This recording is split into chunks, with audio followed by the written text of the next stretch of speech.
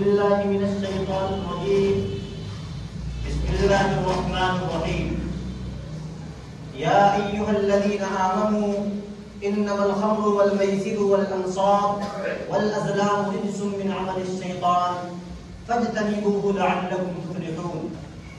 وقال النبي صلى الله عليه وسلم يجاء بشارب الخمر يوم القيامة مسودا وجهه مزرقة عيناه مدلعا لسانه على صدره ويسيل لعابه ويستخزنه كل من يراه من نتن رائحته او كما قال عليه الصلاة والسلام. میرے محترم بزرگوں اور دوستوں، پچھلے جمعہ کو میں نے آپ کے سامنے شراب اور نشہ اسلام کے اندر کہ اسلام کیا کہتا ہے نشہ کے بارے میں اور شراب پینے کے بارے میں اس کو بیان کیا تھا. اور جو آدمی نشہ کرتا ہے نشیڑی، اس کے بارے میں اللہ تبارک و تعالی اور اللہ کے نبی محمد صلی اللہ علیہ وسلم نے کیا کیا باتیں کہی تھی، تفصیل کے ساتھ قرآن اور حدیث کی روشنی میں آپ کے سامنے رکھا تھا.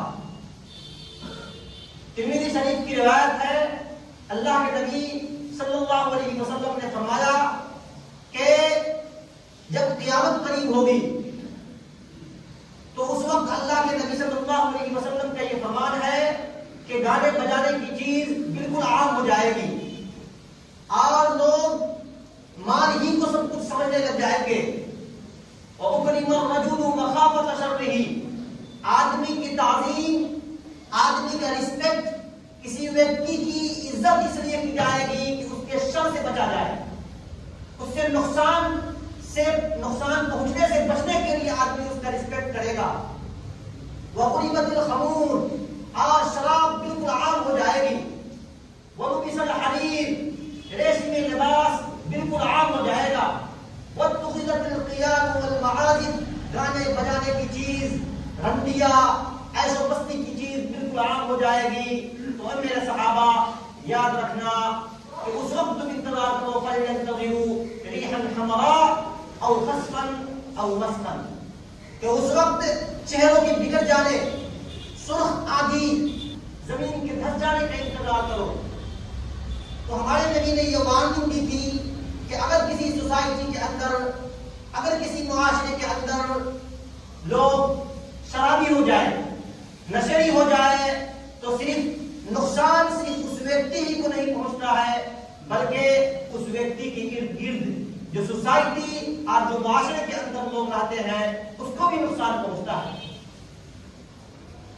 تو آج کی اس جمعہ میں ہم یہ سوچیں، یہ غور کریں کہ کس طریقے سے نشہ کی چیز کو اپنے سوسائٹی سے ہم روک سکتے ہیں، کس طریقے سے شراب کی چیز اور نشہ کی جو چیز ہے ہم اپنے سوسائٹی کے نوجوان کو اس شراب سے، اس نشہ کی چیز سے ہم بچائیں.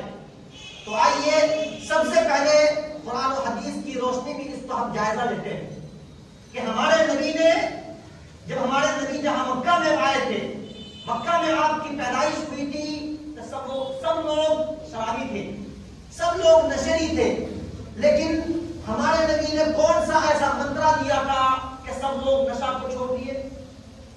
سب سے پہلے دل کے اندر ایمان پیدا ہونا چاہیے کہ ہم کو مرنا ہے، مرنے کے بعد اللہ کے پاس اس کا جواب دینا ہے.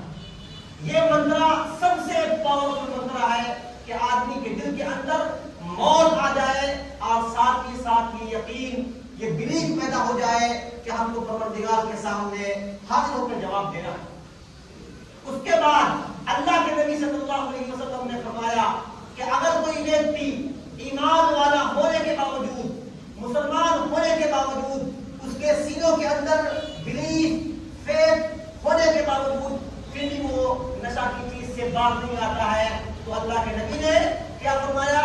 من اطعم شارب الخمر لقمة سلط اللہ علی جسدہ حیۃ وعقربا، کہ جس ویکتی نے کسی شرابی کو ایک لقمہ کھلایا، جس ویکتی نے کسی شرابی کو ایک لقمہ کھلایا اللہ علی جسدہ حیۃ وعقربا، اللہ تعالیٰ اس کے جسم پر قیامت کے دن سانپ اور بچھو کو مسلط کرے گا.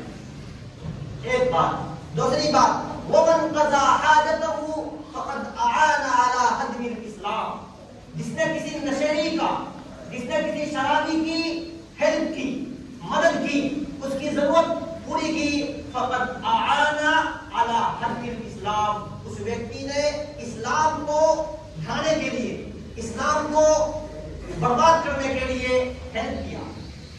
ومن اقرضه قرضا فقد اعان على قتل مؤمن، جس آدمی نے کسی ویکتی کو، جس آدمی نے کسی شرابی ویکتی، نشیری ویکتی کو قرض دیا، فقد اعان على قتل مؤمن، تو گویا کہ اس نے کسی مسلمان کو قتل کرنے پر آمادہ کیا.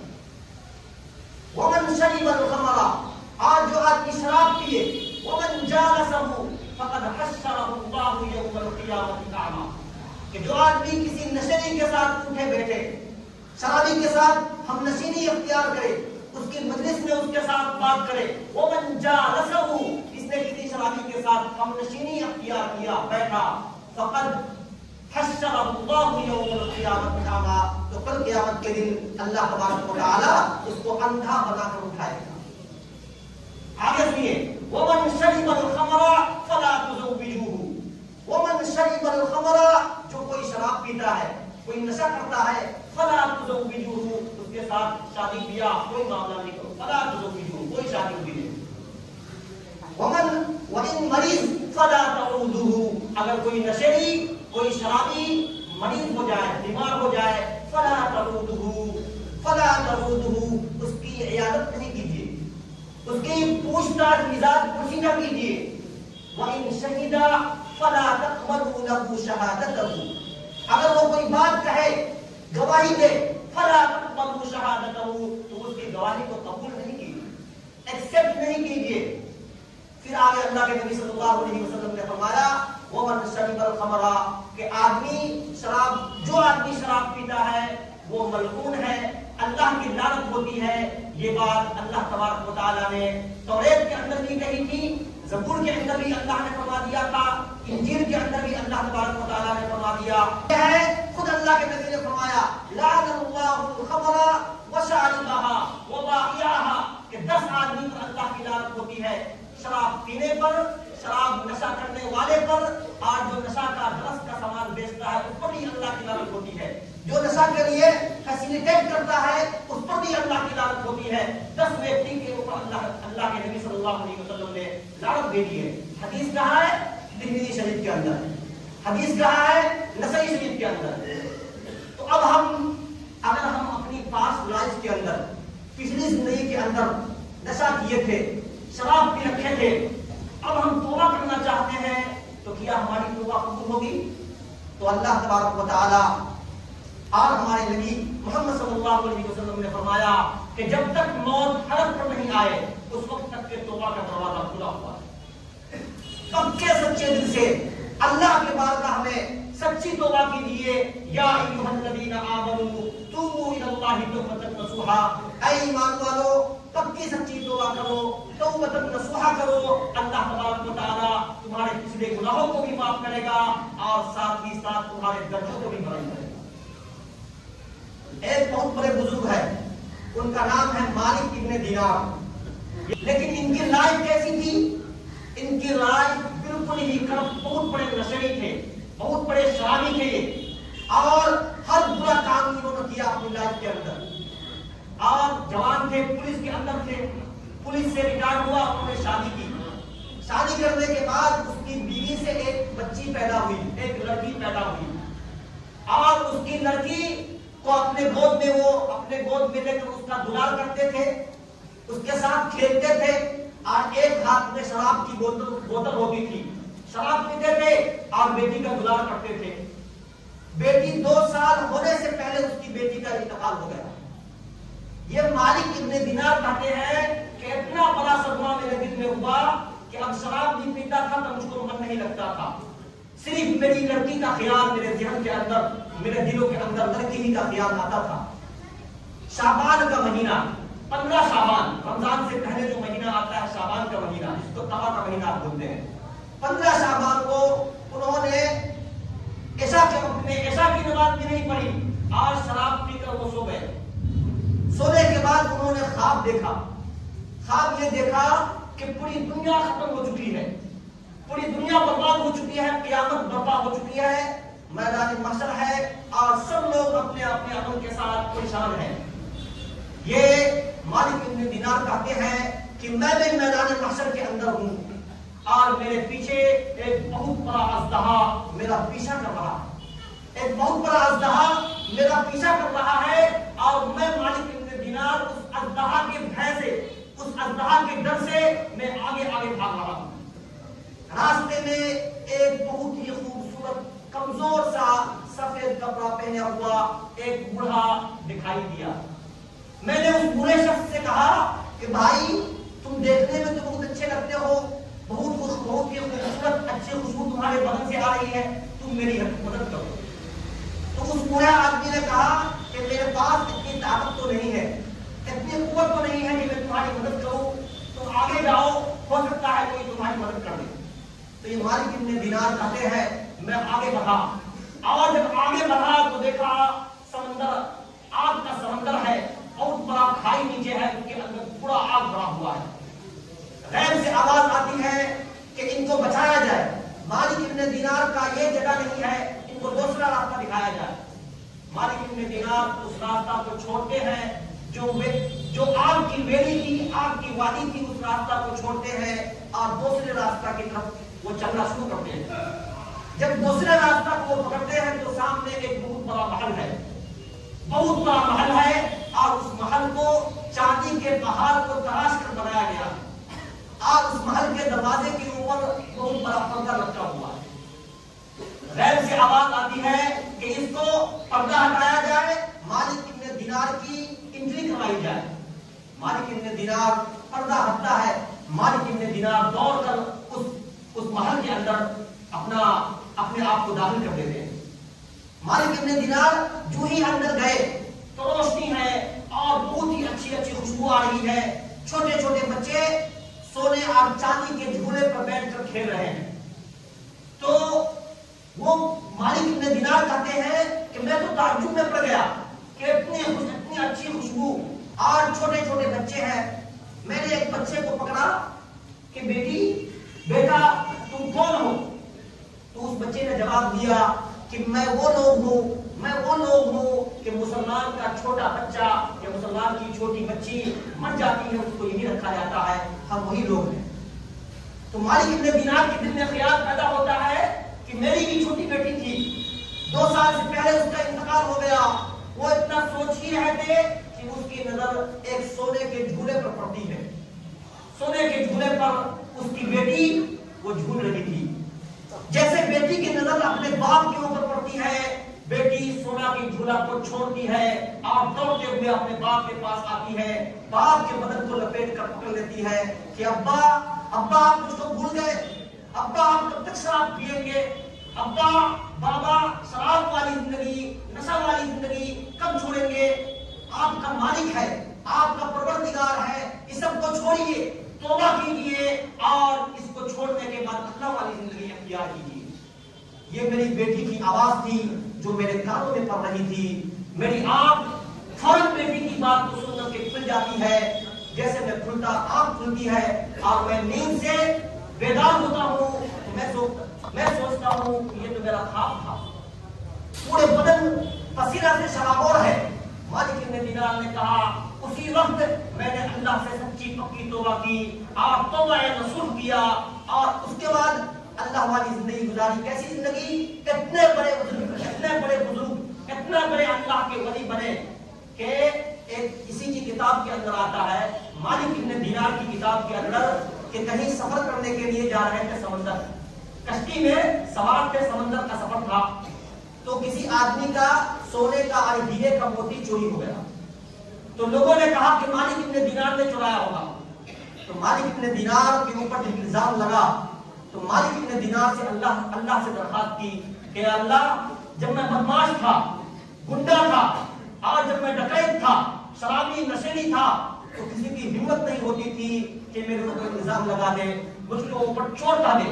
لیکن جب آج میں آپ کا بندہ بن چکا ہوں, آپ کا بندہ بن چکا ہوں, آپ کی راستے والی زندگی گزار رہا ہوں, تو لوگ آج چوری کے الزام لگا رہے ہیں, میری مدد کیجیے. اتنا دعا کرنے کے بعد مالک ابن دینار نے کہا, اے سمندر کی مچھلیوں, یہ لوگ میرے اوپر الزام لگا رہے ہیں, تم موتی لاؤ, وہ موتی جو چوری ہو گئی ہے موتی لاؤ, تاکہ میں الزام سے بچ سکوں. روایتوں کے اندر آتا ہے کہ جتنی بھی مچھلی تھی سب نے اپنے اپنے منہ پر اپنے اپنے منہ میں سمندر کی موتی لے کر آیا, اور سب مچھلی کہہ رہی تھی کہ میری موتی لے لو, میری موتی لے لو. اتنے بڑے بزرگ پر یہ کیسے؟ ایسے اس لیے کہ انہوں نے اللہ سے سچی توبہ کی, پکی سچی توبہ کی تھی. اس لیے ہم بھی اپنے معاشرے کو, اپنے سوسائٹی کو بالکل ڈرگز فری اور انٹاکسیکیشن, جو نشہ فری بنائے. اللہ کے حبیب مسلم شریف کی حدیث ہے, اللہ کے نبی صلی اللہ علیہ وسلم نے فرمایا, من رأى منکم منکرا فلیغیرہ بیدہ فإن لم یستطع فبلسانہ فإن لم یستطع فبقلبہ وذلک اضعف الایمان. Anybody amongst you who sees an evil should change it with his hand. If he is unable to do so, then with his tongue. If he is unable to evil, by his heart, and this is the weakest form of iman.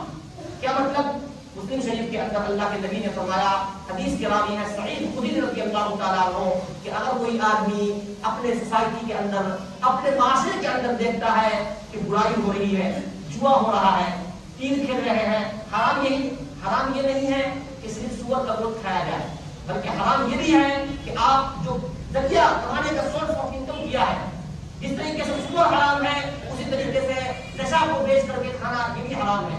جوا کا پیسہ, تیر کا پیسہ, یہ بھی سور کی طرح حرام ہے. تو آئیے, اللہ کے نبی نے فرمایا, من رأى منکم, جو کوئی برائی دیکھے فلیغیرہ بیدہ, اپنے ہاتھ سے اس کو چینج کرے, اپنے ہاتھ سے اس برائی کو ہٹائے. فإن لم یستطع, ہاتھ سے نہیں ہٹا سکتا ہے, ہم ہاتھ سے ہٹائیں گے تو فتنہ پھیلے گا, مار دھاڑ قتل و قتال ہوگا. فبلسانہ, then by his tongue, اپنی زبان سے اس کو بولے, اے مسلمان ہو, عبداللہ تمہارا نام ہے, عبد الرحمن تمہارا نام ہے, تمہارا باپ شاید بھلا مانوس تھا, اور تم برائی کا کام کر رہے ہو. فبلسانہ, زبان سے بولے. اگر زبان سے نہیں بول پا رہا ہے, ہاتھ نہیں, زبان بھی نہیں, فبقلبہ, then by his heart, دل سے اس کو برا سمجھے. اگر دل سے برا نہیں سمجھ رہا ہے, وذلک اضعف الایمان, یہ تو ایمان کا سب سے کم درجہ ہے. ہاتھ سے بھی برائی کو نہیں ہٹا پا رہے ہیں, زبان سے نہیں بول پا رہے ہیں, دل سے بھی برا نہیں سمجھ رہے ہیں, تو پھر ایمان کہاں ہے آپ کا؟ ایمان کی خیر بنائیے, سوچئے, فکر کیجئے کہ کیسے ہم اپنے معاشرے سے, کیسے ہم اپنے سوسائٹی سے ڈرگز فری اور الکوہل فری, نشہ فری اپنا سوسائٹی, اپنا معاشرہ بنائے.